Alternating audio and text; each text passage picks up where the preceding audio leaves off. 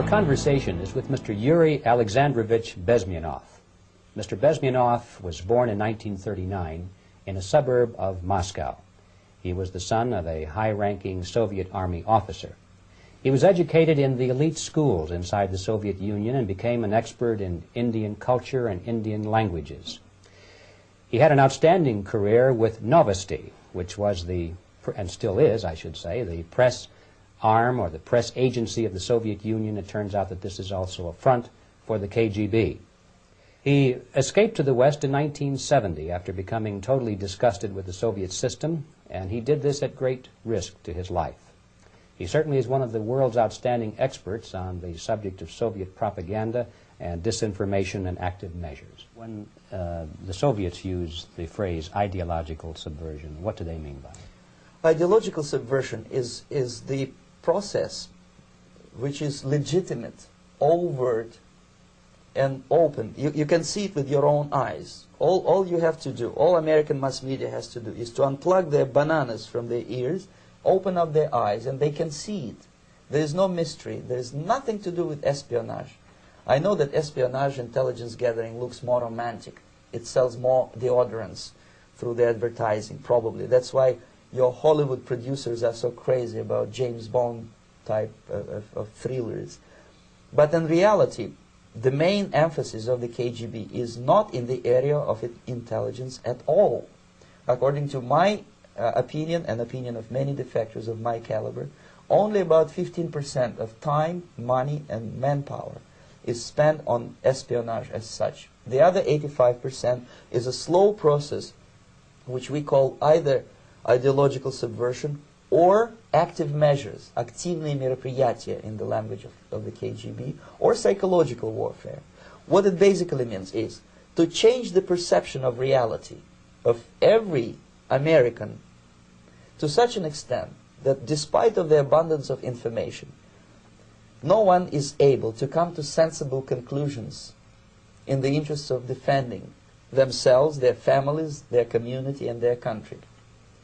It's a great brainwashing process which goes very slow, and it's divided in 4 basic stages. The first one being demoralization. It takes from 15 to 20 years to demoralize a nation. Why that many years? Because this is the minimum number of years which requires to educate one generation of students in the country of your enemy, exposed to the ideology of the enemy. In other words, Marxism-Leninism ideology is being pumped into the soft heads of at least 3 generations of American students without being challenged or counterbalanced by the basic values of Americanism, American patriotism. The demoralization process in the United States is basically completed already. For the last 25 years, actually it's overfulfilled, because demoralization now reaches such areas where previously not even Comrade Andropov and all his experts would even dream of such a tremendous success. Most of it is done by Americans to Americans, thanks to lack of moral standards. As I mentioned before, exposure to true information does not matter anymore. A person who was demoralized is unable to assess true information. The facts tell nothing to him. Even if I shower him with information, with authentic proof, with documents, with pictures, even if I take him by force to the Soviet Union and show him concentration camp, he will refuse to believe it until he is going to receive a kick in his fat bottom. When a military boot crashes then he will understand, but not before that. That's the tragic of the situation of demoralization. So the next stage is destabilization.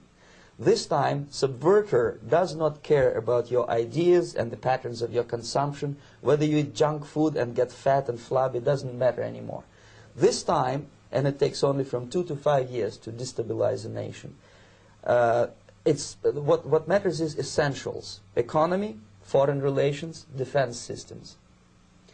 And you can see it quite clearly that in some areas, in such sensitive areas as defense and economy, the influence of Marxist-Leninist ideas in the United States is absolutely fantastic. I could never believe it 14 years ago when I landed in this part of the world that the process will go that fast. The next stage, of course, is crisis. It may take only up to 6 weeks to bring a country to the verge of crisis. You can see it in Central America now. And after crisis, with a violent change of power, structure, and economy, you have so-called the period of normalization. It may last indefinitely. Normalization is a cynical expression borrowed from Soviet propaganda. When the Soviet tanks moved into Czechoslovakia in '68, Comrade Brezhnev said, "Now the situation in brotherly Czechoslovakia is normalized." This is what will happen in the United States if you allow all these schmucks to bring the country to crisis, to promise people all kind of goodies and the paradise on earth, to destabilize your economy, to eliminate the principle of free market competition, and to put a big brother government in Washington, D.C., with benevolent dictators like Walter Mondale, who will promise lots of things, never mind whether the promises are fulfillable or not.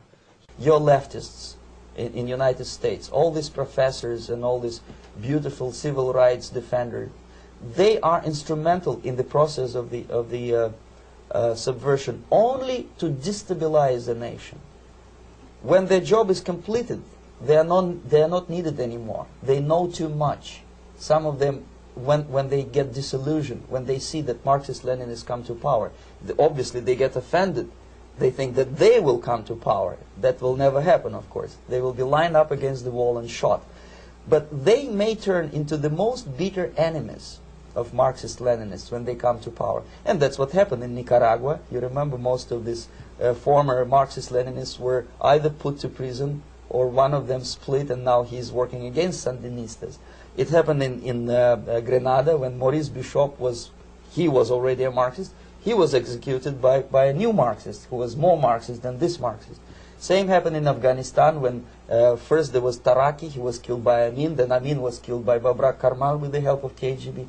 Same happened in Bangladesh when Mujibur Rahman, very pro-Soviet leftist, was assassinated by his own Marxist-Leninist military comrades.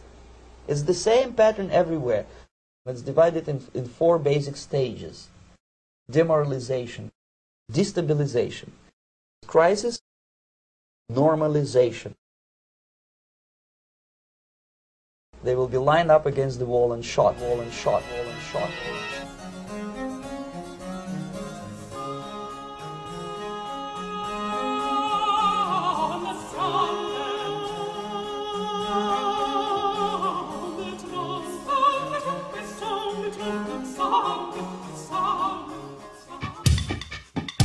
Hey!